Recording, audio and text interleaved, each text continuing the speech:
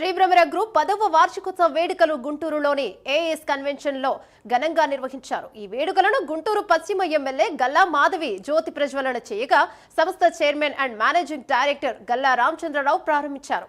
APJ Abdul Kalam ఆలోచనలతో ప్రేరణ పొంది గ్రామాల్లోనూ నగర సౌకర్యాలు అందించాలనే లక్ష్యంతో శ్రీబ్రహ్మరను ప్రారంభించామన్నారు.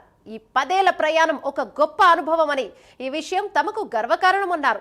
భవిష్యత్తులో మరిన్ని కొత్త ఆలోచనలు, నాణ్యత, విశ్వనీయతతో ప్రజల నమ్మకానికి తగ్గట్టు పనిచేస్తామన్నారు గల్లా రామచంద్రరావు.